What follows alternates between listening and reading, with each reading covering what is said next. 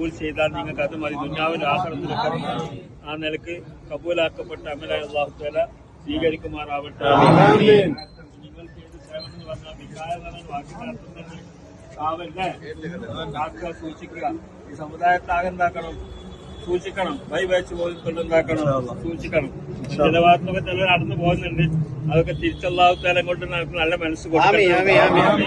ഒറ്റക്കെട്ടായി കൊണ്ടുണ്ടാക്കണം ഈ സമ്മേളനവും അതിനോട് ബന്ധപ്പെട്ട എല്ലാ കാര്യങ്ങളും. നിങ്ങളെ സംബന്ധിച്ചിടത്തോളം ഓരോ മരിച്ചോടത്ത് ഒരു കല്യാണമുള്ളടത്ത് അങ്ങനെ എല്ലാ സമ്മേളന സ്ഥലത്തൊക്കെ തന്നെ ഓടിയെത്തി ജീവൻ മറന്നുകൊണ്ട് സേവനം ചെയ്യുന്നവരാണ്. അതൊക്കെ തന്നെ ദീനിനെ സ്നേഹിക്കുന്നത് കൊണ്ടാണ്, സമസ്തന്റെ ഉലമാക്കളെ സ്നേഹിക്കുന്നത് കൊണ്ടാണ്.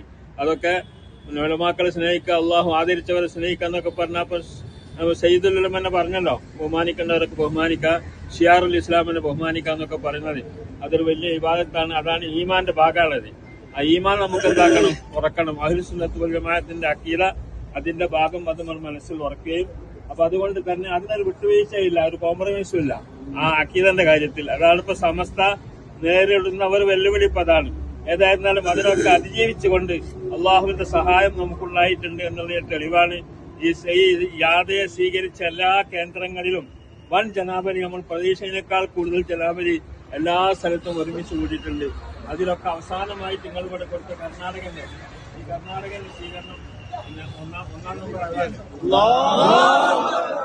അതുകൊണ്ട് തന്നെ ഞാൻ അവിടെ കോഴിക്കോട് നിന്ന് ഒരു യോഗത്തിൽ ഞാൻ പറഞ്ഞിരുന്നു, കേരളക്കാരും വന്നില്ലെങ്കിൽ കർണാടകക്കാർ നടത്തും ഞാൻ പറഞ്ഞിരുന്നു. അൽഹംദുലില്ലാ. അപ്പൊ അത് ആ നിലക്ക് ആക്കിയിട്ടുണ്ട്. അല്ലാഹു തആല അതൊക്കെ കബൂൽ ചെയ്യുമാറാവട്ടെ.